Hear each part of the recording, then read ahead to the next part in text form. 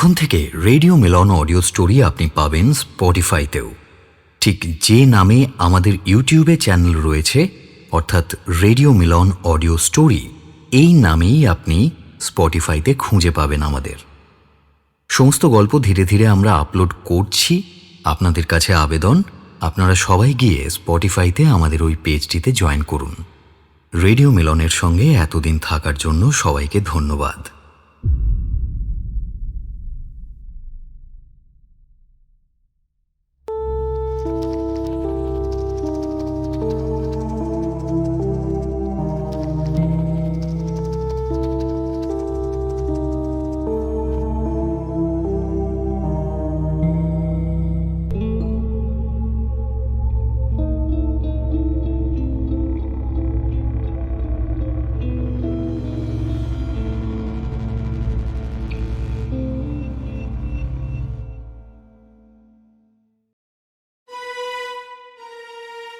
Radio মিলনের আজকের নিবেদন রসিক উপাধ্যায়ের কাহিনী বৃষ্টি নামবার পরে।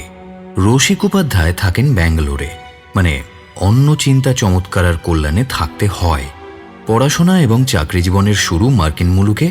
আপাতত তথ্যবিজ্ঞান, মানে বাংলায় যাকে বলে ডেটা সায়েন্স, সেই সব নিয়ে একটু নাড়াঘাঁটা করে বেড়ান।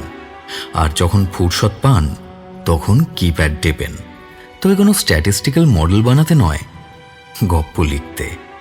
প্রথম বই চন্দ্রহাসের ১৬ কলা পাঠক মহলে বেশ নজর কেড়েছিল।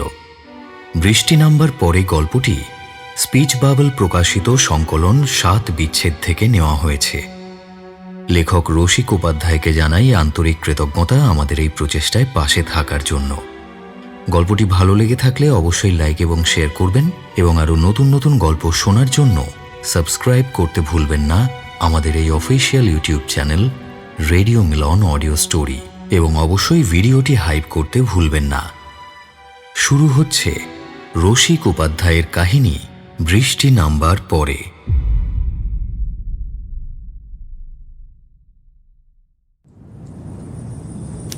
চৌঠা মে 1983, রাত 10:21। হ্যালো বিশ্বাসদা, সুমন্ত বলছি। বলো। আপনার অনুমানই সঠিক বিশ্বাসদা, আমাদের লরি করেই জিনিস পাচার হচ্ছে। কি বলছো সুমন্ত? Are you sure? একদম বিশ্বাসদা, আমি গোপনে কিছু ছবিও তুলে রেখেছি, অকাট্য প্রমাণ। লোকটা এইভাবে আমাকে ঠকালো?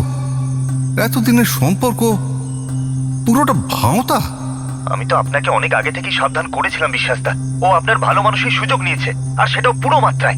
এর এক্ষুনি একটা হেস্তনেস্ত হওয়া উচিত।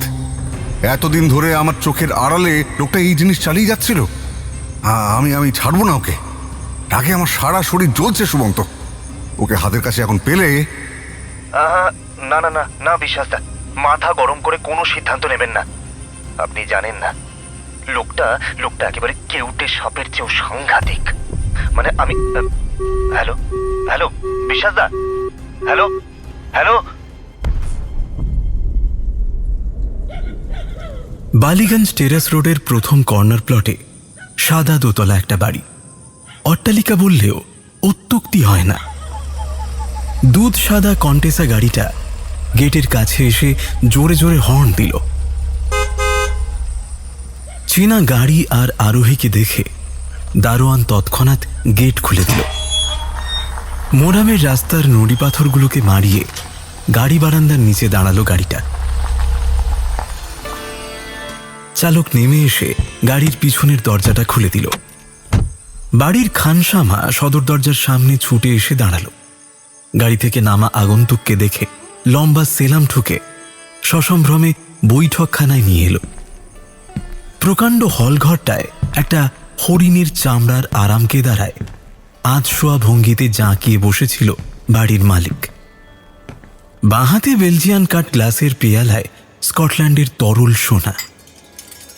পাশে টেবিলে রাখা পিরিচে কিছু কাজু আর কাবাবের ভুক্তাবশেষ।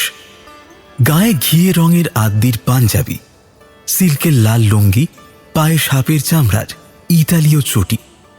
আগন্তুককে দেখে তার মাংসল মুখটায় ঠান্ডা হাসি ফুটে উঠল। ব্যাকব্রাশ করা চুলে সুগন্ধি তেলের পালিশ, সরু চাড়া দেওয়া গোঁফে শেয়ালের ধূর্ততা। आसेन विश्वास बाबू आसेन। इतना रात को अपनी गरीबेर कोठीते सब खैरियत? একটু ফোন করিয়ে লিতেন কি আমাকে ডেকে পাঠাতেন। শয়তান, নরকের কিচ, তুমি এত নিচ! কতদিন ধরে এই পাপের ব্যবসা চালাচ্ছ আমার চোখের আড়ালে? शांत रहिए विश्वास बाबू, शांत रहिए। अपनी इतना गुस्सा করছেন কেন? आपको हाई बीपी है, ख्याल कीजिए थोड़ा। और किसेर पापेर बेवसार কথা বলছেন? আমার তো कुछ समझ में नहीं आ रहा है विश्वास बाबू। হ্যাঁ, কিচ্ছু বুঝতে পারছো না তুমি, তাই না? আমাদের বিল্ডিং মেটেরিয়াল সাপ্লাইয়ের লরিতে তুমি সোনা চোরাচালান করো। সব প্রমাণ আমার হাতে এসে গেছে। আমি তোমাকে শেষ করে ছাড়বো। এক্ষুনি পুলিশের কাছে যাবো আমি। सोना चालान करा? राम राम राम राम, এই সব কি আনাপ শনাপ কথা করছেন বিশ্বাস বাবু? আপনার তবিয়ত ঠিক আছে তো? অস্বীকার করে কোনো লাভ নেই গজানন। আবার বলছি, প্রমাণ সব আছে আমার কাছে। তুমি পার পাবে না। ये কামের সাথে আমার কোনো ওয়াস্তা নেই। বিশ্বাস বাবু কি আমাকে বিশ্বাস করছেন না? আপনার নামে বিশ্বাস, লেকিন মুঁহ মে অবিশ্বাস। বিশ্বাস? সেটাই তো আমার জীবনের সবচেয়ে বড় ভুল, তোমার মতো একটা লোককে বিশ্বাস করা। আমার বিশ্বাসের সুযোগ নিয়েই তো তুমি এই পাপ করে বেড়াচ্ছ। ব্যবসার কি কোনো পাপ পুণ্য আছে বিশ্বাস বাবু? টাকার গায়ে কি সাদা কালো লিখা থাকে? वो सब बात छोड़िए।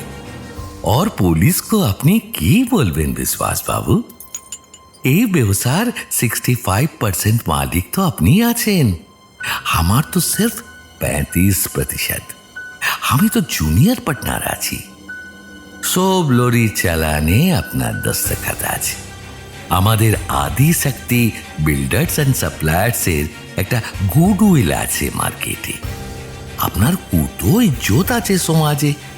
এখন পুলিশকে যদি আমি বলি কি আপনি সব জানতেন, বিল্ডিং সাপ্লাইয়ের ব্যবসার মতোই সোনা পাচারের ব্যবসাতে हम लोग পার্টনার আছি, তখন अब ज्यादा বকরার জন্য আপনি আমাকে ফাঁসাতে চান। আমাদের 20টা ট্রাকের ড্রাইভারের ভিতর 8 জন আমার পালতু আদমি আছে।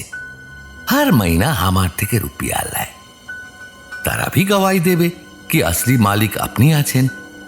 পুলিশ আমার বাদ भी শুনবে নাকি?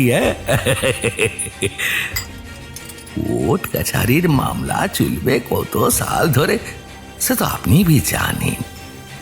আপনার পুরা বদনাম হয়ে যাবে তো, তাই না?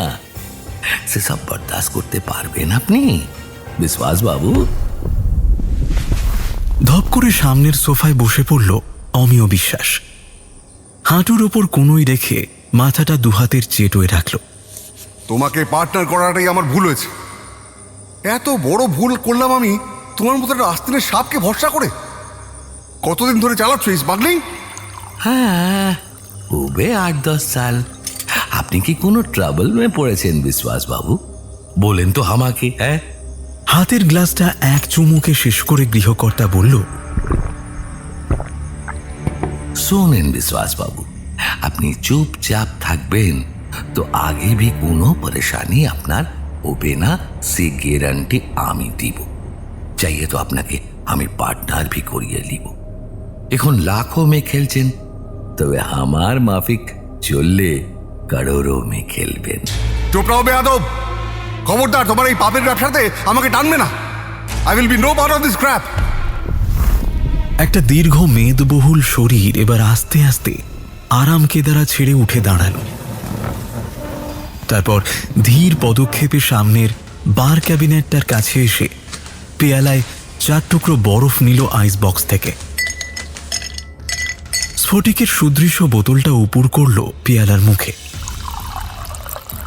যতক্ষণ না হিমখণ্ডগুলো ডুবে গেল সোনালি তরলের গভীরে।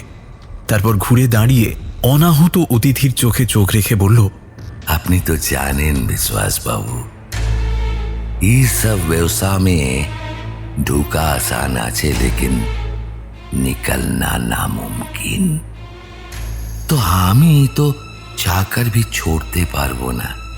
তাছাড়া এই কামের জন্য আমাদের কোম্পানির গুডউইলের জরুরত আমার আছে। আপনি আপনার মুখ বন্ধ করিয়ে রাখবেন, আপনার কোনো নুকসান হবে না। অসম্ভব। জেনে শুনে তোমার মতো একটা স্মাগলারের সাথে আমি ব্যবসা করতে পারি না। আমি উকিল ডেকে পার্টনারশিপ ডিসলভ করব। তুমি তোমার চোরাচালান নিয়ে জাহান্নামে যাও।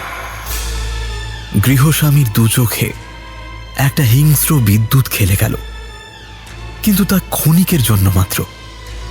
পর মুহূর্তেই সেই পুরনো সর্পিল শীতলতা ফিরিয়ে এনে সে বলল, দেখেন বিশ্বাসবাবু, আমি আপনার ইজ্জত করি, আমাদের কত দিনের রিস্তা।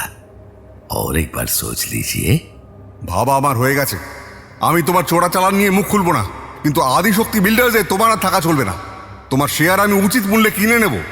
দীঘার কাছে দেবিলাল সাহার যে বাংলো প্রজেক্টটা চলছে তার ফেজ 1 কমপ্লিট হওয়া মাত্রই কোম্পানির সাথে তোমার সম্পর্ক চুকিয়ে নিজেকে রাহু মুক্ত করবো আমি।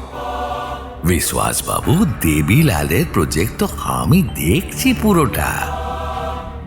কখন কোন সময় কি কি মাল যাবে, কিতনা যাবে। জানি জানি, কালই আমি দেবিলালের সাথে প্রজেক্ট সাইটে মিটিং রেখেছি। তুমিও যাবে আমার সাথে। সাহায়ের সামনে তুমি বলবে ব্যক্তিগত কারণে তুমি কোম্পানি ছেড়ে দিচ্ছ। প্রজেক্ট প্ল্যানটাও আমি বুঝে নিয়ে বাকিটা সামলে নেব। এটাই আপনার শেষ কথা? হ্যাঁ, কোনো সন্দেহ আছে এখনো? I don't want to see your face again. ठीक है Biswas babu, if you have made up your mind, तब আমি আর কি করতে পারি বলেন? আমি কাল গাড়ি নিয়ে পৌঁছে যাব আপনার বাড়ি। সেখান থেকে আপনাকে তুলে নিয়ে সাহের প্রজেক্ট সাইট। না, তোমার গাড়ি নয়, আমরা আমার গাড়িতে যাব। সঙ্গে থাকবে আমার বিশ্বস্ত ড্রাইভার মন্দার। কাল তৈরি থেকো। মনের যাবতীয় রাগ, হতাশা আর ঘৃণা জুতোর শব্দে সারা বৈঠকখানায় ছড়িয়ে হলঘরটা থেকে বেরিয়ে গেল অমিয় বিশ্বাস। ড্রাইভার মন্দার বোস কন্টেসা গাড়িটার বাইরে ঠেস দিয়ে বিড়ি ফুঁকছিল। মালিককে আসতে দেখে তাড়াতাড়ি একটা শেষ সুখটান দিয়ে বিড়িটা ফেলে পায়ে ডোলে আগুন নিভিয়ে পিছনের দরজাটা খুলে দিল। মালিকের থমথমে মুখ দেখে জিজ্ঞেস করল, কি হয়েছে স্যার? সব ঠিক আছে তো? হ্যাঁ, না মন্দার, কিচ্ছু ঠিক নেই। মানুষকে বিশ্বাস করার দাম দিচ্ছে এই অমিয় বিশ্বাস। মন্দার বোস চোখ দুটো সরু করে তার মালিকের দিকে একবার ফিরে তাকালো। কোনো কথা বলল না। কন্টেসা বালিগঞ্জ সার্কুলার রোডের উদ্দেশ্যে বেরিয়ে গেল।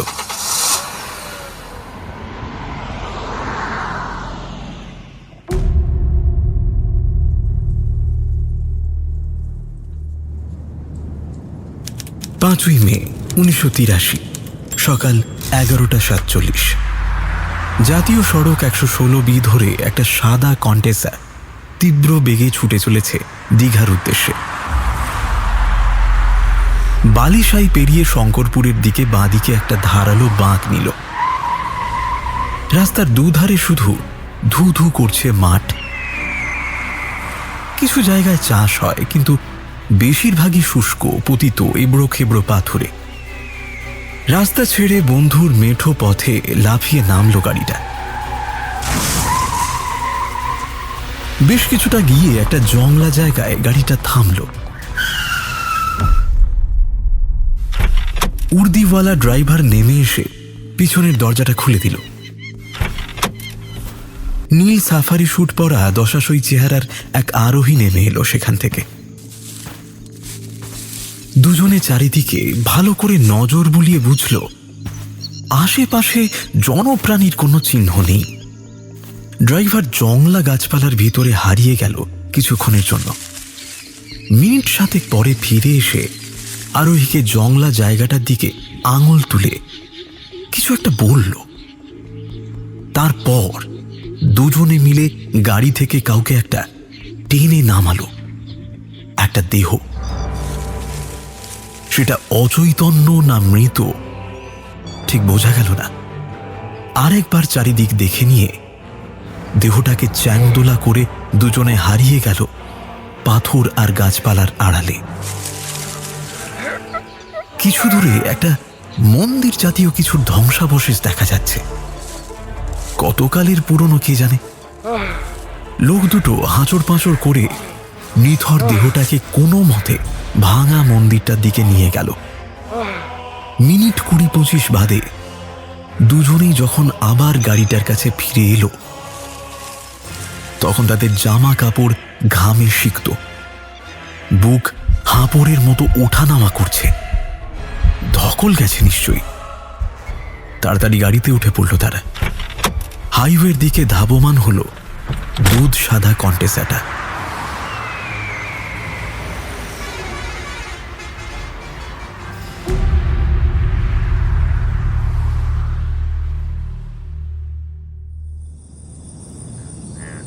সাতই অগস্ট 1989, সন্ধে 8:09। এতটা রাত হয়ে যাবে একদম বুঝতে পারেনি বিমান বিকাশ। বাস্তা বেগড়বাই না করলে আর নিজের বুদ্ধি না খাটালে এতক্ষণে তৃপ্তি করে গরম ভাত আর পুকুরের কাটাপোনার ঝোল উদরস্থ করে আরামসে সিগারেট ফোঁকা যেত। তা নয়, গেঁয়ো রাস্তায় জংলার মধ্যে হেঁটে মরছে। এই কি, মেঘ ডাকছে নাকি? বিমান বিকাশের আশঙ্কাকে সত্যি করে বড় বড় ফোঁটায় নেমে এলো অপ্রত্যাশিত বৃষ্টি। পুরো নাম বিমান বিকাশ বড়াল।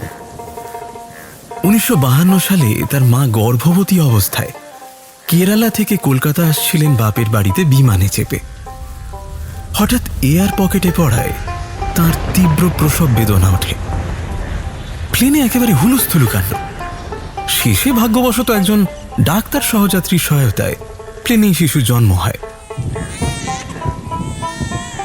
এই বিমানে মাতৃজঠর থেকে বিকশিত হওয়ার ফলে নবজাতকের নাম রাখা হলো বিমান বিকাশ। বাবা গগন বিকাশ তো ভারী খুশি। কি সুন্দর দৈব নির্দেশে নিজের নামের সাথে জুৎসই মিল হলো ছেলের। ভাগ্যিস তিনি কেরালাতে পোস্টেড ছিলেন।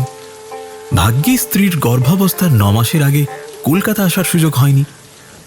ভাগ্যিস ঠিক মৌকা বুঝে প্লেনটা এয়ার পকেটে পড়ল। মানে সব ঘটনারই একটা কার্যকারণ সূত্র আছে। সারা পৃথিবীতেই এমন ঘটনা শৃঙ্খলা পরম্পরার ঘোর ঘনঘটা প্রতিনিয়ত হয়ে চলেছে বলেই বেলডাঙায় দুধের দাম বাড়লে বেলজিয়ামে টিকটিকির উৎপাত হয়। ঠিক যেমন হয়েছে আজকে। কলকাতা থেকে বাউন্ডুলে বলে একটা মাসিক ভ্রমণ পত্রিকা বের হয়, যথেষ্ট জনপ্রিয় বাংলা পত্রিকা। ভারতবর্ষ তথা বিদেশের নানান জানা অজানা জায়গায় তথ্য সমৃদ্ধ আলেখ্য ও ভ্রমণ কাহিনীতে ঠাসা। উপরি পাওনা সেই সব স্থানের দুর্দান্ত সব আলোকচিত্র। এছাড়াও পত্রিকার মূল আকর্ষণ হল পশ্চিমবাংলায় এমন কিছু নাম না জানা অখ্যাত জায়গার হদিশ, যেখানে কিছু না কিছু অদ্ভুত বা কোনো অনন্য দ্রষ্টব্য বস্তু বর্তমান।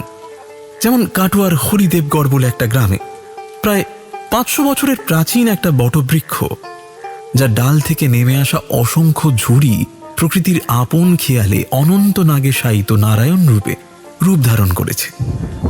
এবং তা এতই নিখুঁত যে হঠাৎ দেখলে মনে হবে মানুষের তৈরি। স্থানীয় লোকে তাকে বলে বিষ্ণু বট।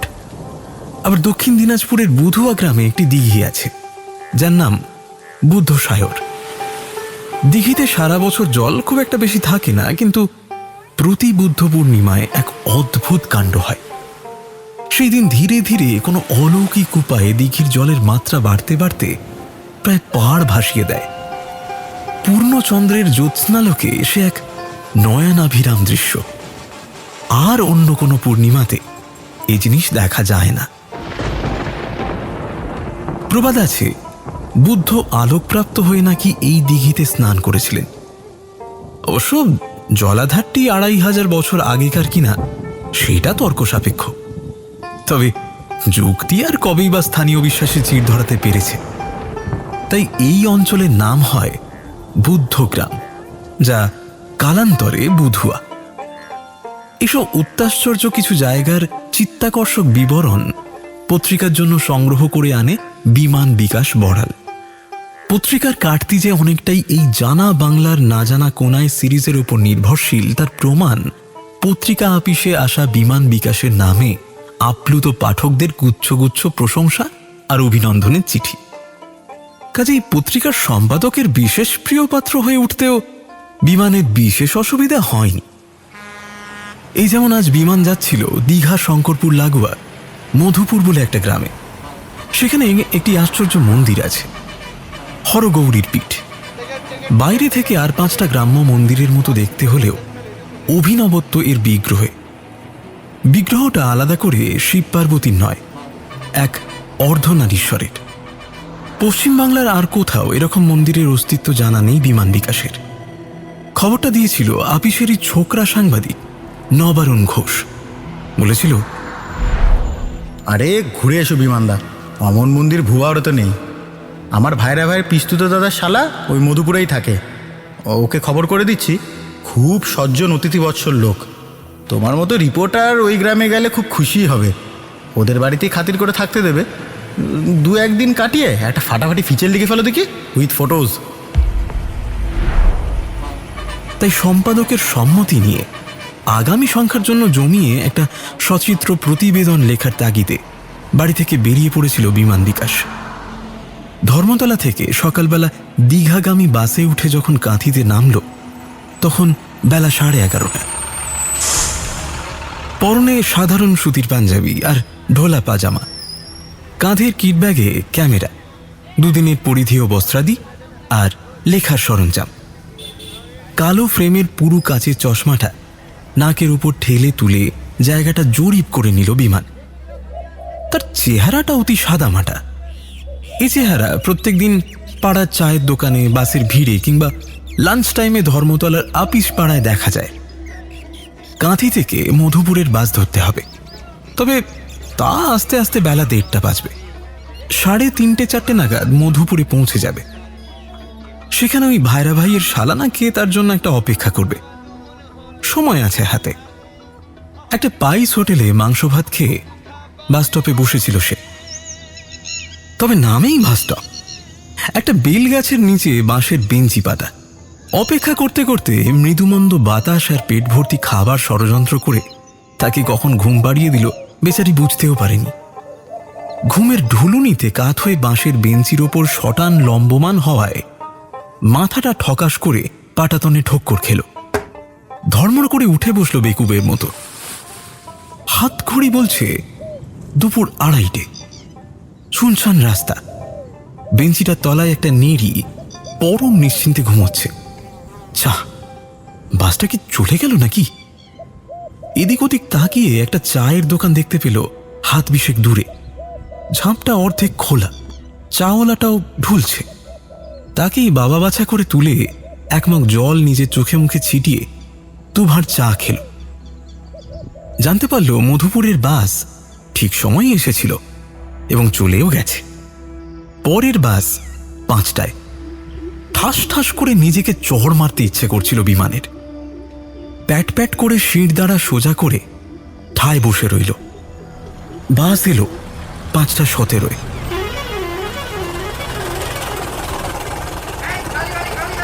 অর্থাৎ 8টার আগে মধুপুর পৌঁছানোর কোনো সুযোগ নেই। কিন্তু বিধি বাম। ঢিকিয়ে ঢিকিয়ে 6:15টার সময় বালিশাইয়ের কাছে এসে বাসের টায়ার গেল ফেঁসে। বাসে আবার বাড়তি চাকাও ছিল না। হেল্পার গেল সদর থেকে চাকা আনতে। না, এবার কতক্ষণের ধাক্কা কে জানে। কার মুখ দেখে উঠেছিলাম আজ সকালে। সন্দেশপানে যাবেন বাবু? পাশের আধবুড়ো সহযাত্রীর গ্রাম্য কৌতূহল চাগিয়ে উঠল। প্রশ্নর সাথে একরাশ দেশি ধেনুর গন্ধে বিমানের যেন অন্নপ্রাশনের ভাত উঠে এলো একেবারে। মধুপুর। তা শুধু হাপিতেশ করে বসে থেকে কি করবেন? হেল্পারটার ফেরার কোনো ঠিক নাই। তার উপর সদরে যাচ্ছে, মাল টেনে টুনে ফিরবে, অত ভাগা খালা। আপনি এক কাজ করেন বুঝলেন, মধুপুর তো মাত্র মাইল 1.5 পথ। আপনি জোয়ান মানুষ, আমি বলে কি পা চালালে 1.25 ঘন্টার মধ্যে মধুপুর পৌঁছে যাবেন। কথাটা মনে ধরল বিমানের।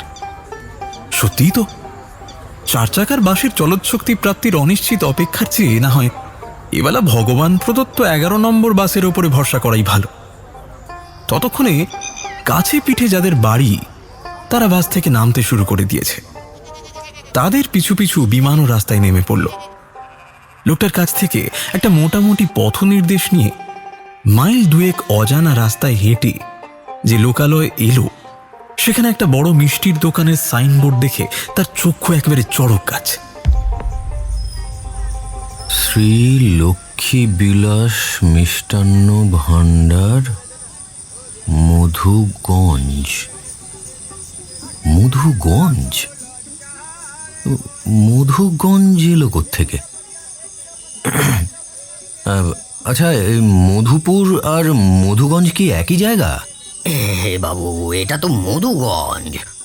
মধুপুর তো আরো 3 মাইল পশ্চিমে। এই মরেছে, এ তো মহা ফ্যাসাদে পড়া গেল দেখছি। আমায় তো আজ মধুপুর পৌঁছতেই হবে। তাহলে এক কাজ করুন বাবু, এখন তো প্রায় 7:30 বেজে গিয়েছে। সোজা রাস্তায় গেলে টাইম বেশি লাগবে। তার চেয়ে আমি একটা শর্টকাট রাস্তা বাতলে দিচ্ছি, 1 ঘন্টার আগেই পৌঁছে যাবেন। আসলে আমার ওই দোকানের ছেলেটা ডুব মেরেছে আজ, নইলে সেই আপনাকে সাইকেলের পেছনে চাপিয়ে পৌঁছে দিতে পারতো। না না না, সে ঠিক আছে, সে ঠিক আছে। আপনি বরং শর্টকাট রাস্তাটাই বলে দিন, আমি চলে যাব। বিমান বেশ ব্যস্ত হয়ে বলে ওঠে কথাগুলো। মাস 2 আগেই তার অর্শের অপারেশন হয়েছে। ইব্রো খেব্রো রাস্তায় সাইকেলের ঝাঁকুনি খাওয়াটা তার পশ্চাৎ দেশের পক্ষে বিশেষ অনুকূল নয়। আপনি এই ডান দিক দিয়ে সোজা চলে যান নাক বরাবর। বেশ খানিকটা গেলে একটা বড় পুকুর পড়বে, নায়েবদের পুকুর। সেটাকে বাঁ দিকে রেখে আবার সোজা চলতে থাকবেন। দোকানির বোঝানোর গুণ আছে, বিশেষ আগডুম বাগডুম ঘোরাঘুরি নেই।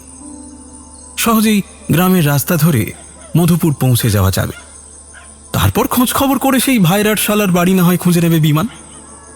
গ্রামে কারো ঠিকানা খুঁজতে খুব একটা বেগ পেতে হয় না। দোকানির নির্দেশ অনুযায়ী পা চালালো সে। যা থাকে কপালে, যখন দুর্ভোগ লেখাই আছে আজ, তখন আর খণ্ডা বেঁকে। পুকুর পেরিয়ে কিছু দূর গিয়ে একটা রুক্ষ পতিত জমি নজরে এলো। যাক, এখনো অবধি ঠিকঠাকই এগোচ্ছে। এরপর একটা জংলা জায়গা পড়বে, সেটার ধার দিয়ে এগোলেই করিম আলীর আখের ক্ষেত, আর তারপরই হচ্ছে মধুপুর। বৃষ্টিটা যখন শুরু হলো, বিমান তখন জংলা জায়গাটার মাঝামাঝি। অন্ধকার ভালোই ঘনিয়ে এসেছে। আকাশের দিকে আর চাওয়ার সময় হয়নি। কখন বাদলা মেঘ ভিড় করেছে টের পায়নি সে। শ্রাবণ মাসের বৃষ্টিটা তড়বড়িয়ে নামল। নিজেকে যথাসম্ভব শুকনো রাখতে বিমান জংলা জায়গাটার ভেতরে একটা জুৎসই গাছের খোঁজ করতে লাগলো।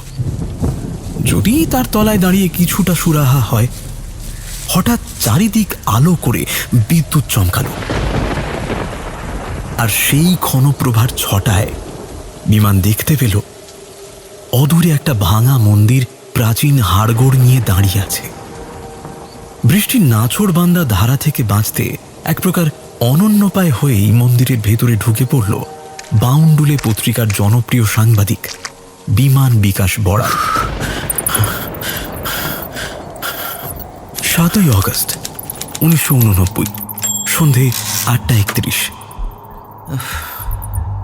বৃষ্টিটা ধরার কোনো নামগন্ধই নেই, উল্টে সময়ের সাথে সাথে যেন আরো বাড়ছে। ভাগ্য ভালো মন্দিরটা এখানে ছিল।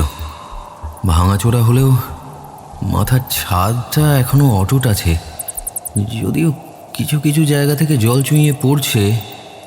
তবে বাইরে থাকলে একেবারে ভিজে চুবড়ো হয়ে যেতাম এতক্ষণে।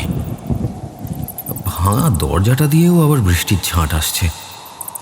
আর কি ঠান্ডা হাওয়া, বাবা গো! তবু কাক ভেজা হওয়ার চেয়ে ঢের ভালো। ওই তো ওই কোণার দিকে শুকনো পাতার ঢিপিটার উপর গিয়ে বরং বসি।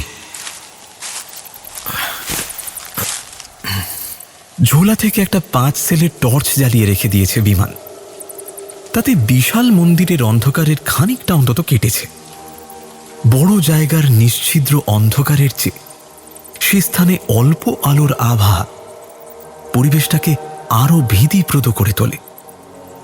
বিমান বিকাশের অবস্থাটা সাপের ছুঁচো গেলার মতো।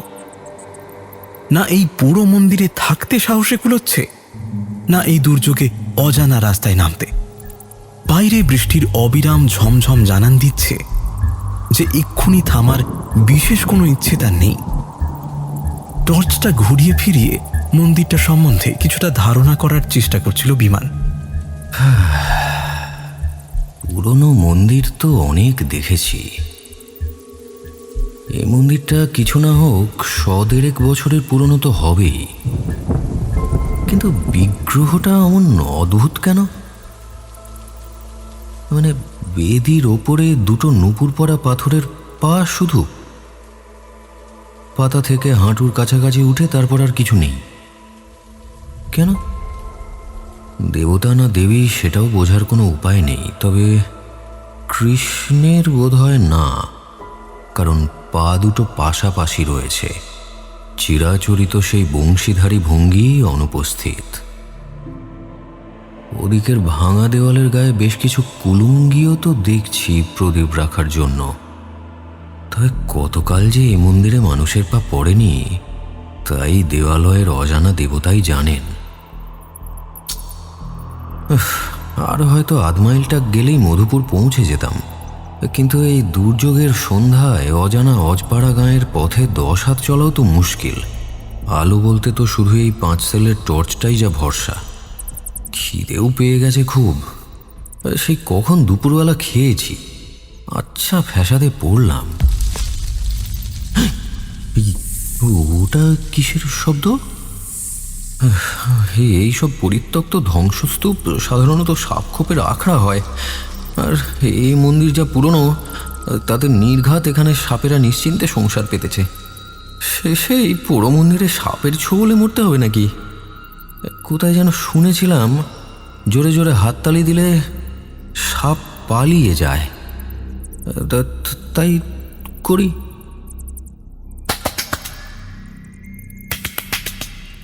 কিছুক্ষণ শুধু শুধু হাততালি দিয়ে নিজেকে বোকা বোকা বোধ হতে লাগলো। শেষে করতালি দিতে দিতে গান গাইতে লাগলো বিমান। শাওন গগনে ঘোর ঘন ঘটা। এতে তার মনটা কিছুটা হলেও চাঙ্গা হয়ে উঠল। বহুদিন ধরেই তার স্থির বিশ্বাস সে সুকণ্ঠ, তার গলায় দিব্যি গান আসে। যদিও তার পরিচিত গণ্ডির লোকজন তার এই বিশ্বাস সমর্থন করে না। একেবারে ভানু সিংহের পদাবলী দিয়েই শুরু করলো বিমান বিকাশ, সেই সঙ্গে বেতালা বেখাপ্পা হাততালি। মন্দিরের এক কোণে কিছু নিরীহ চামচিকে শীর্ষাসন করছিল নিবিষ্ট চিত্তে। অকস্মাৎ এই অপার্থিব শব্দে তাদের মনোসংযোগ ব্যাহত হওয়ায় তারা যার পর নাই ক্ষুব্ধ হয়ে ডানা ঝাপটিয়ে তীব্র আপত্তি জানিয়ে দলবদ্ধ হয়ে বৃষ্টি মাথায় নিয়ে স্থান ত্যাগ করল। আপন মন ও কণ্ঠের মাধুরী মিশায়ে মহানন্দে কতক্ষণ এভাবে গান গাইছিল বিমানের ঠিক খেয়াল ছিল না। এখানে সাপ খুব বিশেষ নেই। আপনি যদি গান গাওয়ার চেষ্টাটা একটু বন্ধ করতেন। কি রে, কি হলো? একটা খোনা গলার আওয়াজ তার গানের বেতালা গাড়িতে ব্রেক কষে দিল আচমকা। কেউ কিছু বললো নাকি? প্রচন্ড চমকে গিয়ে বিমান এদিক ওদিক ফ্যালফ্যাল করে তাকাতে লাগলো, আর তার চোখ আটকে গেল সামনের অন্ধকারের মধ্যে থেকে একটা জমাট ধোঁয়ায়। কি ব্যাপার? এখানে এমন ধোঁয়া এলো কোত্থেকে? হ্যাঁ, না না না, ধোঁয়া তো ঠিক নয়, এ তো কুয়াশার মতো কিছু একটা। কি ওটা? ধীরে ধীরে আরো পুঞ্জীভূত হয়ে একটা অস্পষ্ট অবয়ব ধারণ করছে, একটা মানুষের অবয়ব। ঘটনাটা দেখে বিমানের মুখের অবস্থাটা ঠিক পাসপোর্ট ছবির মতো অভিব্যক্তিহীন হয়ে গেল নিমেষে। হঠাৎ বিমান বুঝতে পারল তার হাত পা এমনকি গোটা শরীরটার অস্তিত্বই সে আর টের পাচ্ছে না।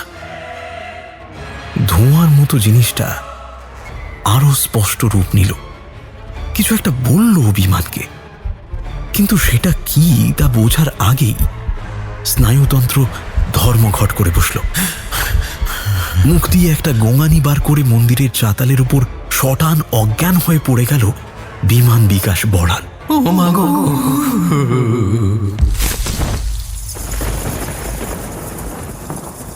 7ই অগস্ট 1989, সন্ধে 9:16। খানিক বাদে বিমানের হুঁশ ফিরে এলো। বাইরে সমানে বৃষ্টির শব্দ। প্যাট প্যাট করে এদিক ওদিক তাকালো সে। টর্চটা তখনও জ্বলছে। পুরো ব্যাপারটা আবার মনে পড়ে গেল তার।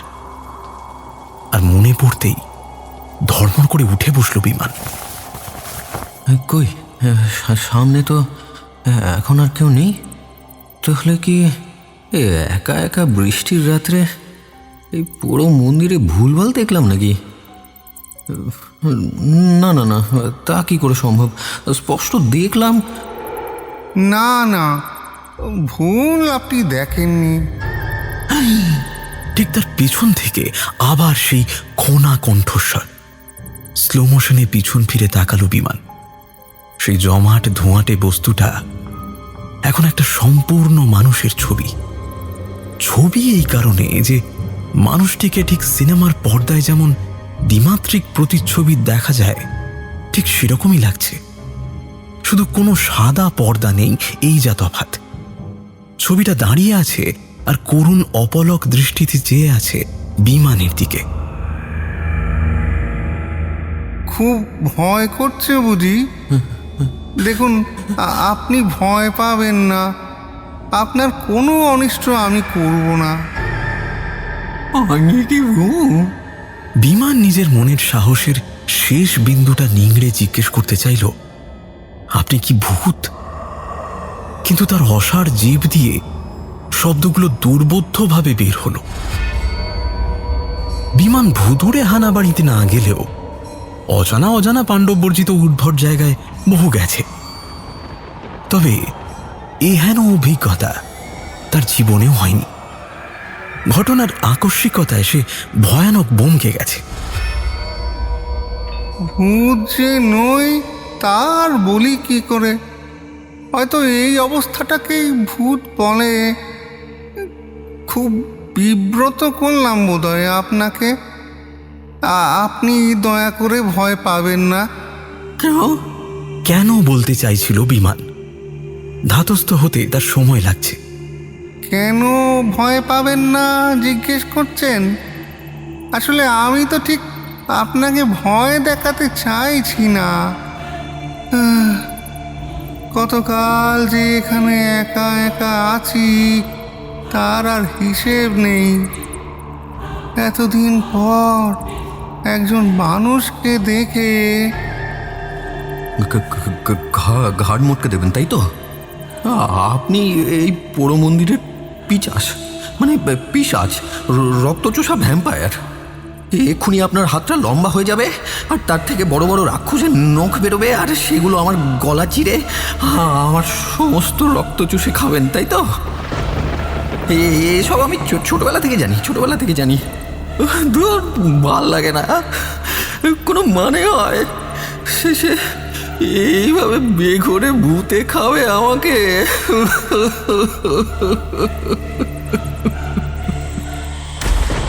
এই দেখো কি আপদ, আবার কাঁদতে বসলেন কেন? খামোকা আপনার রক্ত চুষে খাবো কোন দুঃখে বলুন তো? আমাকে দেখে কি ওই খুনি পাঞ্জার মতো সস্তার ভূতের চটি বইয়ের ড্রাকুলা জাতীয় কিছু মনে হচ্ছে আপনার? আমি কি চাই আগে দেখেছি আসল ভ্যাম্পায়াররা কিরকম দেখতে হয়? এতক্ষণেও ভিড়মি না খেয়ে একটানা একটা আস্ত ভূতের সাথে উল্টোপাল্টা বকবক করার ব্যাপারটা ঠিক হজম হচ্ছে না বিমানের। লেখাপড়া জানা যুক্তিবাদী শিক্ষিত একজন ভ্রমণ সাংবাদিক সে। চোখের সামনে এক অশরীরী তার সাথে কথা বলছে। তার এতদিনকার লব্ধ কিতাবী শিক্ষা, বিজ্ঞান চেতনা আর বাস্তববোধ যেন কর্পূরের মতো উড়ে যাচ্ছে। তবে এখন মনে হচ্ছে সেই সাংঘাতিক ভয়ের ভাবটা বোধহয় আস্তে আস্তে স্তিমিত হচ্ছে। নিঃশ্বাসটা যেন এবার একটু স্বাভাবিক হয়ে আসছে বিমানের। এতক্ষণ সে আদৌ শ্বাস নিচ্ছিল কিনা সেটাই ঠিক করে ঠাহর করতে পারছিল না। ভালো করে এবার দেখলো অশরীরীটিকে।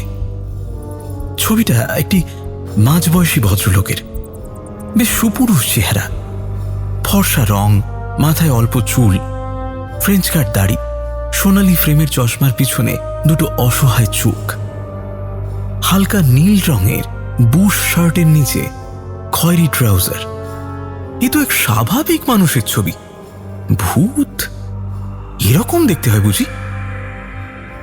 তবে ছবিটা যে হাওয়ায় ভাসছে সেটা বেশ বোঝা যাচ্ছে, যেন কোনো অদৃশ্য পর্দায় কেউ ছবিটা প্রজেক্ট করেছে। এ প্রেতাত্মা হলেও ভদ্রসভ্য, আধুনিক, প্রচলিত ধারণার দানও আর কি। মামদো বা পিশাচ গোছের নয় বোধহয়। দেখে তো মনে হচ্ছে কোনো কলেজের অধ্যাপক। বহুদিন এখানে একা একা ভূতের মতো ঘুরে বেড়াচ্ছি। অবশ্যই ভূতের মতো কেন বলছি, বরং ভূতিত হয়ে ঘুরছি বলাই ভালো। তা ভালোই করেছেন। মানে একা একা তো দিব্যি ছিলেন, হঠাৎ আমাকে দর্শন দেওয়ার ইচ্ছেটা মানে কেন হলো যদি বলেন? কতকাল এ মন্দিরে মানুষের পা পড়েনি জানেন? আমি আশাস্তক এই আপনি প্রথম। গায়ের কুকুর বেড়ালো এদিকে ঘেঁষে না। বোধহয় আমার অশরীরী অস্তিত্বের টের পেয়ে যায়। জন্তুদের তো সে ক্ষমতা আছে জানেন তো? জানি, মানে শুনেছি। আপনি তো সাংবাদিক তাই না? বিমান বিকাশ বাবু ভ্রমণ বৃত্তান্ত লেখেন পত্রিকায়। আপনি আমার নাম, পেশা এইসব কিভাবে মানে? কিভাবে জানলাম বলতে পারেন, ওটা আমার এই প্রেত অবস্থার একটা বিশেষ ক্ষমতা। ওই যে বলে না, আত্মারা সর্বজ্ঞ হয়, ওই জাতীয় কিছু একটা হবে। আমিও ঠিক সঠিক কারণ ব্যাখ্যা করতে অক্ষম। বহুকাল আগে একটা বদ্ধ পাগল ঢুকেছিল এই চত্বরে। তাকেও দেখা দিয়েছিলাম, তবে কোনো লাভ হয়নি। সে আমার উপস্থিতি বোঝার মতো মানসিক অবস্থায় ছিল না। ঘোর উন্মাদ একেবারে। কিন্তু লোকটা ঢোকার কিছুক্ষণ পরেই আমি স্পষ্ট ছবির মতো ওর গোটা জীবনটা দেখতে পেলাম। কে ছিল, কেমন মানুষ ছিল, কেন পাগল হয়ে গেল, সব কিছু। সারা রাত নিজের সঙ্গেই ফিসফিস করে বকে গেল। তারপর পড়ে পড়ে ঘুমিয়ে সকাল না হতেই কোথায় যেন চলে গেল। তারপর আর কোনো মানুষের মুখ আমি দেখিনি। আচ্ছা বিমানবাবু, এটা কত সাল বলতে পারেন? এটা 1989। আজ 7ই আগস্ট। হ্যাঁ ঈশ্বর, 6টা বছর কেটে গেছে। এখানে আমার না আছে কোনো ক্ষুধা তৃষ্ণা, না সময়ের হিসেব। 6 বছর আগে ওরা আমাকে এখানে খুন করে। এই পশ্চিমের কোণটায় ভাঙা ইট আর শুকনো পাতার স্তূপের তলায় চাপা দিয়ে পালায়। বলেন কি, আপনাকে খুন করা হয়েছিল?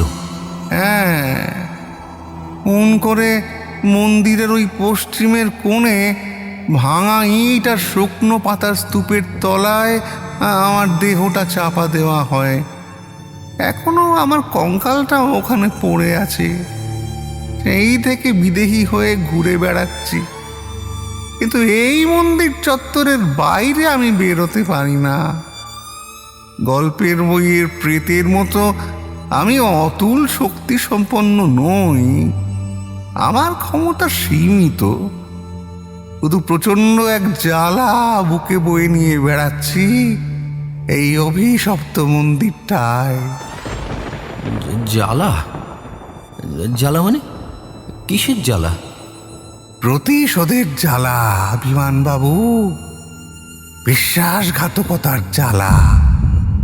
তবে আপনাকে দেখে কেন জানি না আমার মনে হয়েছিল আপনি হয়তো আমার এই প্রতীক্ষার অবসান ঘটালেও ঘটাতে পারেন, যদি একটু সাহায্য আপনি আমায় করেন।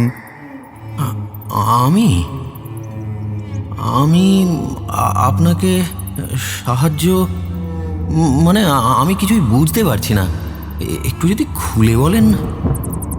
আমার পরিচয়টা আপনাকে আগে দিয়ে দিই। জীবিতাবস্থায় আমার নাম ছিল Amiyanath Biswas, managing director, Adishakti builders and suppliers.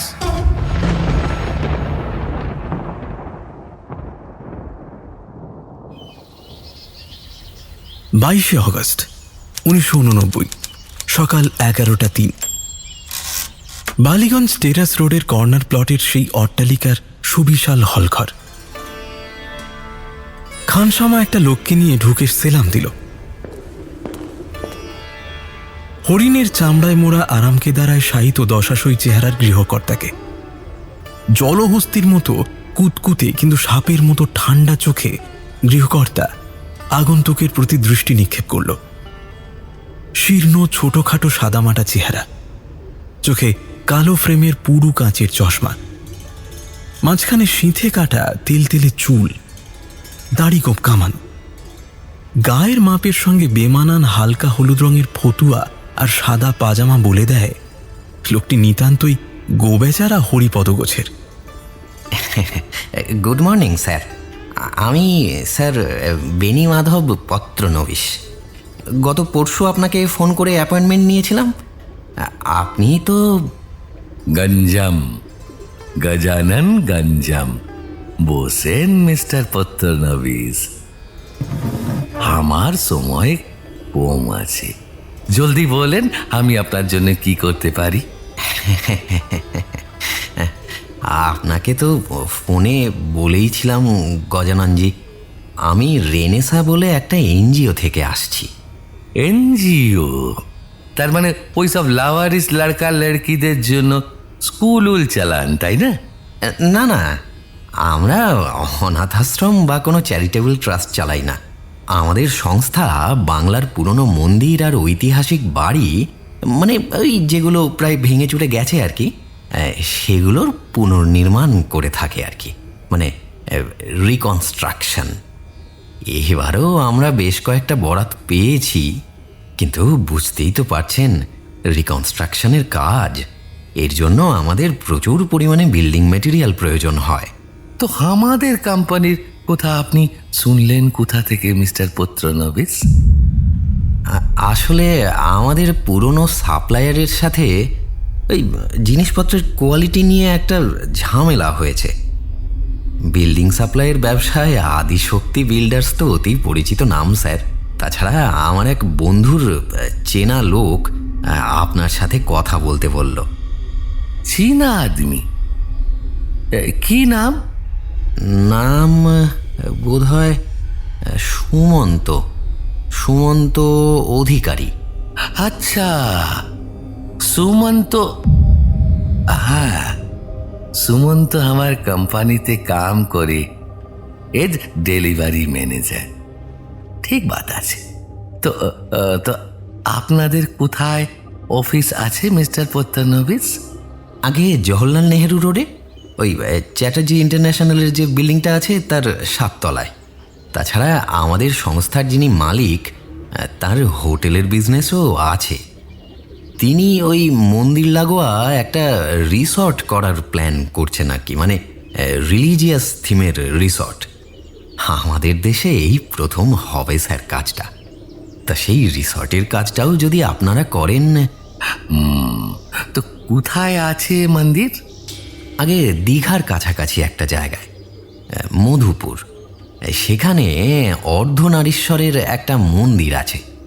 গোটা পশ্চিমবাংলাতে এমনকি ভারতবর্ষের আর কোথাও ওরকম মন্দির নেই স্যার। আপনি যদি একটু প্রজেক্ট সাইটটা ঘুরে আসেন আমার সাথে, আসলে মন্দিরটা দেখলে আপনার কোটেশন দিতেও সুবিধে হবে। দ্রুত মনে মনে কিছু হিসেব কষে নিল গজানন। তারপর বলল, ঠিক হ্যাঁ, আজ মঙ্গলবার আছে। আপনি এক কাম করেন, নেক্সট রবিবার को চলে আসেন আমার মাকানে আর্লি মর্নিং, ধরেন 7-7:30 বাজে। আমার গাড়িতে করে সাইট ভিজিট করে আসবো। থ্যাংক ইউ গজাননজি, থ্যাংক ইউ ভেরি মাচ। আমি ঠিক সময় চলে আসব। তাহলে আজ আসি, নমস্কার। ঠিক ঠিক। নমস্কার জানিয়ে পত্রনবিশ বিদায় নিতেই গজানন হলঘরের কোনো অপেক্ষারত খানসামাকে আদেশ দিল, मंदार को बुलाओ तुरंत।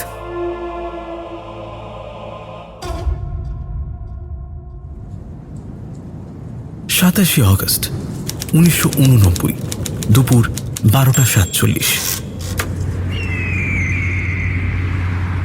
মধুগঞ্জ অব্দি এসে পত্রনবিশ দিক নির্দেশ করল ড্রাইভার মন্দার বোসকে। হ্যাঁ ড্রাইভার ভাই, এবারে এই মিষ্টির দোকানটা থেকে ওই ডান দিকে ঘুরিয়ে নিন। এই একটু উঁচু নিচু রাস্তা, তবে অনেক তাড়াতাড়ি পৌঁছে যাব।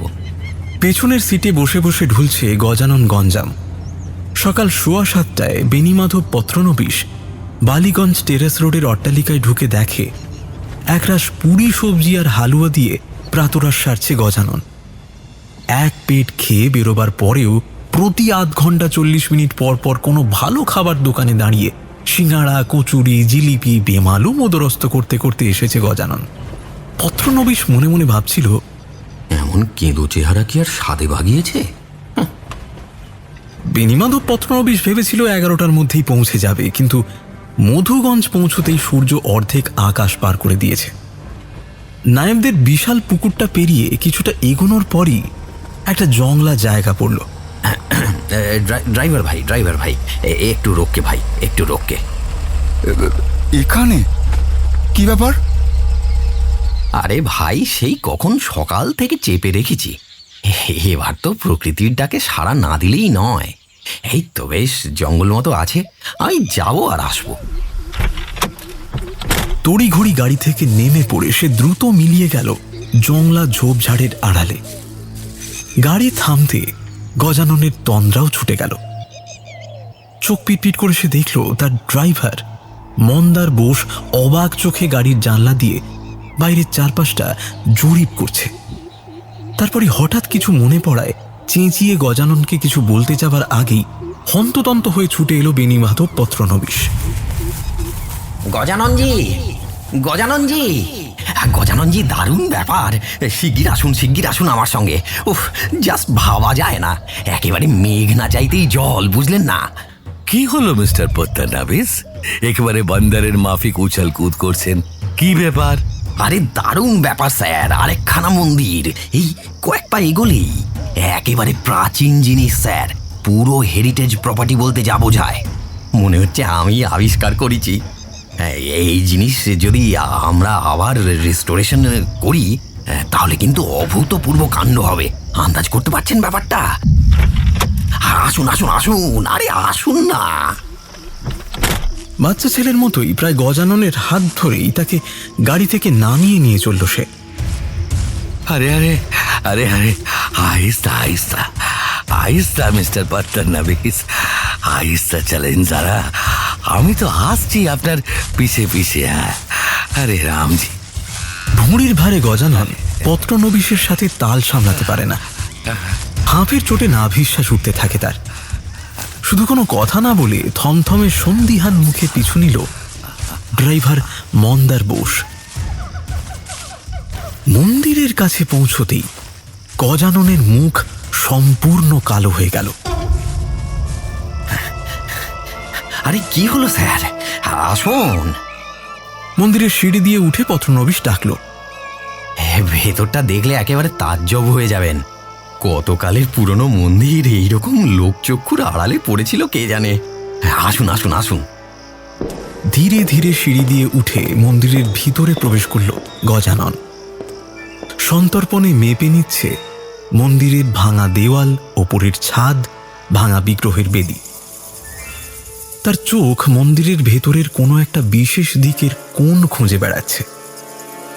মন্দিরের দরজা আগলে কোমরে হাত রেখে কঠিন মুখে দাঁড়িয়ে রইল মন্দার বোস। তার অবাক চোখের তারাও ঘুরে বেড়াচ্ছে মন্দিরের আনাচে কানাচে। দেখুন দেখুন দেখুন গজাননজি, এই বেদির ওপরে শুধু বিগ্রহের পা। গঠন শৈলী দেখে তো অন্তত 150-200 বছরের। আপনি আপনি ঠিক কে আছেন বলেন তো মিস্টার বোড়াল?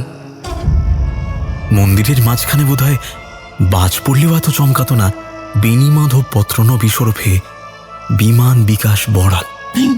আপনি কি ভেবেছিলেন আপনার কথা আমি বিশ্বাস করেছিলাম সেদিন? সুমন্ত আপনাকে আমাদের কোম্পানির কথা বলেছে। সুমন্ত 5-6 साल पहले आदि शक्तिर काम छोड़िए दिएছে। সে কেন আপনাকে আমাদের কথা জানাবে? আপনার इसी बात से हमार शक पैदा हो और उस दिन अपनी हमार मकान से निकल जाने के बाद আমি মন্দারকে বলেছিলাম কি আপনাকে ফলো করতে। মন্দার আপনার ব্যাপারে সব খবর আমাকে দিল। আপনি তো रिपोर्टर আছেন নবী ट्रैवल मैगजीन का। फिर भी আমি আজ আপনার সঙ্গে এলাম এটা মালুম করতে কি আপনি আমার পিছনে কিনো লাগলেন, কে আছে এইসবের পিঠ পিছে। নাম ভাড়িয়ে আমাকে ঝুটবাদ বলে প্লেন করে এই মন্দিরে কিনো নিয়ে এসেছেন বলেন। কার মতলব আছে? একটা ঠান্ডা স্রোত বিমান বিকাশের মেরুদণ্ড বেয়ে নেমে গেল। গলা শুকিয়ে কাঠ। গজানন কখন তার পেছনে মন্দার বোসকে ফেউ লাগিয়েছিল সে টেরই পায়নি। আরো সাবধান হওয়া উচিত ছিল তার। প্রতিক্ষণে গজাননের হিংস্রতার পারদ লাফিয়ে লাফিয়ে চড়ছে। দুটো ক্রোধান্ধ চোখে খুনের নেশা নিয়ে সে চিৎকার করে উঠল, सच बात बोल सुअर के बच्चे, नहीं तो इसी मंदिर के जमीन में पूते রেখে দিব। ঠিক যেমন আমাকে করেছিলে, তাই না গজানন? মুহূর্তের মধ্যে পিছন ফিরে তাকালো গজানন। কথাটা বলছে তার ড্রাইভার মন্দার বোস। কিন্তু গলাটা, এই গলা তো মন্দারের নয়, এই গলা তো গজাননের চেনা। কিন্তু তা কি করে সম্ভব? মন্দারের চোখ দুটো পুরো উল্টে গেছে, চোখের মনি দেখা যাচ্ছে না। মুখটা পক্ষাঘাত রোগীর মতো একদিকে বেঁকে আছে, ঘাটটা ডান দিকে হেলে গেছে। দাঁড়ানোর ভঙ্গিটাও কেমন যেন কলের পুতুলের মতো। মন্দার কি অনাপ শনাপ বকশিস, হ্যাঁ বকওয়াস করছিস? মাথা বিগড়ে গেল নাকি তোর? মন্দারের শরীরটা এখন আমার কবজায় গজানন। আমার গলা চিনতে পারছো না শয়তান? মাত্র তো বছর 6 আগের কথা। এই সেই মন্দির, এত তাড়াতাড়ি ভুলে গেলে? कौन कौन আছে? ये क्या हो रहा है यहाँ पर है? ए बड़ाल बाबू, ये सब কি क्या हो रहा है यकी खाने? হ্যাঁ মন্দার এরকম বর্তাও কি কেন করছে? হ্যাঁ মন্দার বোস যন্ত্রচালিতের ন্যায় অদ্ভুত ভঙ্গিতে ধীরে ধীরে এগিয়ে আসতে শুরু করে গজাননের দিকে। গজাননের কুতকুতে চোখ দুটো এক অজানা বিভীষিকায় দুটো ছোট মার্বেল গুলির মতন ঠেলে বেরিয়ে আসতে চাইছে। সে পিছু হটতে শুরু করলো। এ মান্দার, মান্দার তুই কি করছিস? তোর তোর মাথা ওটা খারাপ হয়ে গেছে মান্দার। আমি মন্দার নই গজানন, আমি অমিয়নাথ বিশ্বাস। अमियो अमियो विश्वास, अपना विश्वास बाबू, ये नहीं हो सकता, ये नहीं हो सकता, कभी नहीं हो सकता। মন্দারের ডান হাতটা এবার তার হিপ পকেটে ঢুকলো। মুহূর্তের মধ্যে সেই হাতে দেখা গেল একটা রামপুরি ছুরি। বুড়ো আঙুলের মৃদু চাপে কট শব্দে স্প্রিং দেওয়া শানিত ইস্পাতের ফলাটা বিষধর গোখরোর মতো ফনা তুলল। অশরীরী বলতে লাগলো, অনেক দিন ধরে এই মুহূর্তটার জন্য আমি অপেক্ষা করেছিলাম। আমারই ড্রাইভারকে মোটা টাকা খাইয়ে আমার সঙ্গে বেইমানি করালে। মনে পড়ে সেদিনের ঘটনাটা? গাড়ির মধ্যে তুমি আমাকে নৃশংসভাবে ছুরি মারলে, তারপর তোমরা দুজনে আমার শরীরটা মন্দিরের ওই কোণটায় ইট পাথরের স্তূপের মধ্যে কবর দিয়ে পালিয়ে গেলে। আমি আমি আরো আধ ঘন্টা মতো বেঁচেছিলাম। ছটফট করতে করতে অসহায় পশুর মতো মারা গেলাম। এক ফোঁটা জলও দেবারও কেউ ছিল না। মনে পড়ে? বলতে বলতে মন্দারের শরীরটা গজাননের একেবারে সামনাসামনি এসে দাঁড়ালো। ए ए आगे मत बढ़ना, आगे मत बढ़ना, मैं कह रहा हूँ मुझे मुझे छोड़ दो, मुझे छोड़ दो। ভয়ে আতঙ্কে পা দুটো যেন মাটিতে গেঁথে গেছে গজাননের। নড়তেও যেন ভুলে গেছে সে। গলতি গলতি হয়ে গেছে বিশ্বাস বাবু, আমার খুব বড় কসুর হয়ে গেছে। মাফি মাফি দিয়ে দিন। আমি আমার সব গলত ধান্দা ছেড়ে দিব। রামজি কি সৌগত, আমি আমি বেনারস চলে যাব, সাধু বনে যাব বিশ্বাস বাবু, আমাকে ছেড়িয়ে দিন।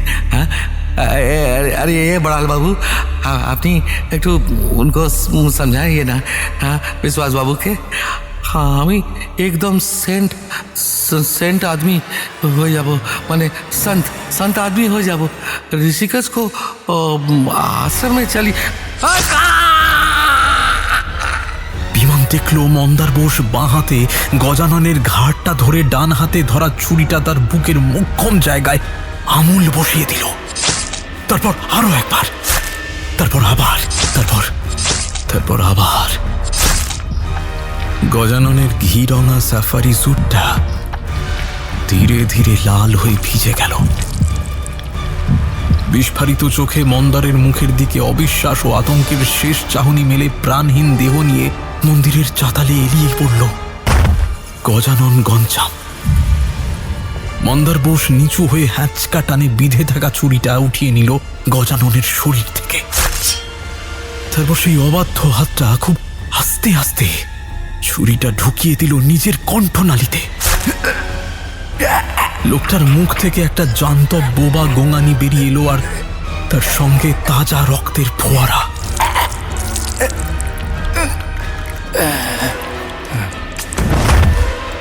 একটা তাগড়া মুস্কো জোয়ান লোক যেরকম কাটা কলা গাছের মতো পড়ে যেতে পারে তা চোখের সামনে না দেখলে বিমান কল্পনাও করতে পারত না।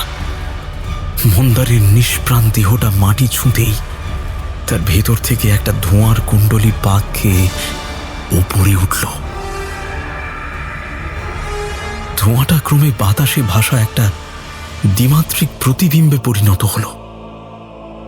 চিত্রার্পিতের মতো দাঁড়িয়ে থাকা বিমান এই প্রতিবিম্বটা চেনে। অমিয়নাথের অশরীরী কিছুটা সময় নিল। তারপরে মৃদু কণ্ঠে বিমানকে উদ্দেশ্য করে বলল, আপনাকে ধন্যবাদ দিয়ে ছোট করব না বন্ধু। সেদিন যদি আপনি নিজের ভয়কে দমন করে আমার সব কথা না শুনতেন, তাহলে যে আরো কতকাল অতৃপ্ত প্রেত হয়ে ঘুরে বেড়াতাম কে জানে। আপনি আজ নিজের প্রাণ বিপন্ন করে এত বড় একটা ঝুঁকি নিলেন শুধুমাত্র আমার মুক্তির জন্য। আহ, কতকালের প্রতিশোধের জগদ্দল পাষাণ ভার আজ নামলো। কি শান্তি! সেদিন ভয় পেয়ে পালিয়ে গেলে নিজেকে কোনোদিনই ক্ষমা করতে পারতাম না অমিয়বাবু। আপনার পুরো ঘটনাটা শুনে আমার বিবেকই যেন আমাকে সাহায্যের নির্দেশ দিল। তবে গজানন কিন্তু আমার গল্পটা আগেই ধরতে পেরেছিল। স্রেফ নিজের কৌতূহল মেটাতে আজ আমার সঙ্গে এতটা পথ এসেছিল। একেই বলে নিয়তির হাতছানি। সবচেয়ে বড় কথা, পাপীরা তাদের যোগ্য শাস্তি পেয়েছে। আপনার মতো একজন সজ্জন লোকের আত্মাকে যে কিছুটা শান্তি দিতে পেরেছি, এটাই আমার সাংবাদিক জীবনের সবচেয়ে বড় পাওনা। একটু কেন, আজ সত্যিই আমার আত্মা শান্তি পেয়েছে। এবার হয়তো আমার সত্যিকারের মুক্তি ঘটবে। নিজেকে বড় হালকা লাগছে বিমানবাবু, বড় হালকা। আপনি এই বেলা বেরিয়ে পড়ুন, সাবধানে যাবেন। যদি কখনো কেউ এদের খুঁজে পায়, ভাববে নিজেদের মধ্যে মারামারি করে মরেছে। আপনার মতো বন্ধু জীবিতাবস্থায় পেলাম না, এটুকুই যা দুঃখ। বিদায়। বিমান দেখল ছবিটা ক্রমে হালকা হতে হতে আবার একটা পুঞ্জীভূত কুয়াশায় পরিণত হলো, আর তারপর ধীরে ধীরে বাতাসে মিলিয়ে গেল। আজকের ঘটনাটা বিমানের সাংবাদিক জীবনের সবচেয়ে বড় স্টোরি, কিন্তু তা হয়তো পৃথিবীর কোনো কাগজেই কোনো দিন ছাপা হবে না। অমিয়নাথের কঙ্কালটা মন্দিরের ভাঙা ইট পাথরের মধ্যে বেওয়ারিশের মতো পড়ে থাকবে, এইটা বিমান মেনে নিতে পারল না। সে তৈরি হয়ে এসেছিল। কাঁধের ঝোলা থেকে একটা কেরোসিনের বোতল বার করল। মন্দিরের পশ্চিম কোণটায় গিয়ে কিছুটা ধ্বংসস্তূপ সরিয়ে দেখতে পেল একটা ভাঙাচোরা গুটিয়ে যাওয়া জীর্ণ শুষ্ক কঙ্কাল। একসময় এই দেহটাই কতই না যত্নে লালিত হতো। কালের নির্মম প্রহসনে জড় শরীরের এই করুণ পরিণতির সাক্ষী হয়ে চোখের কোলটা নিজের অজান্তেই যেন ভিজে ঠেকল বিমানের। কেরোসিনের বোতলটা পুরোটা ছিটিয়ে দিল অমিয়নাথের অস্থি সমূহের ওপর। তারপর একটা দেশলাই কাঠি জ্বালিয়ে ফেলে দিল। এক অশরীরীর অপার্থিব ক্ষণস্থায়ী বন্ধুত্ব বিমানের মনে যেন এক চিরবিচ্ছেদের সুরের নিঃশব্দ অনুরণন তুলল। জ্বলন্ত অগ্নিপুঞ্জের দিকে তাকিয়ে বিমানের মনে হল হুদাসন যেন এক হতভাগ্য ব্যক্তির অন্তরে জমে থাকা সমস্ত ক্রোধ, ক্ষোভ, অতৃপ্তি আর যন্ত্রণা সহস্র তেজময় শিখা দ্বারা দহন করে তার আত্মাকে চিরমুক্তি প্রদান করল।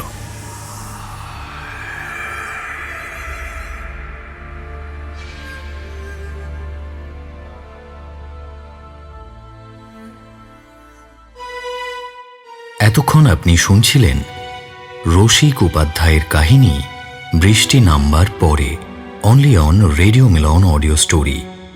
গল্পটি ভালো লেগে থাকলে অবশ্যই লাইক এবং শেয়ার করবেন, এবং আরও নতুন নতুন গল্প শোনার জন্য সাবস্ক্রাইব করতে ভুলবেন না আমাদের official YouTube channel radio Milan audio story. আগামী সপ্তাহে আরও একটি নতুন গল্প নিয়ে হাজির হব আমরা। শুনতে থাকুন রেডিও মিলন অডিও স্টোরি।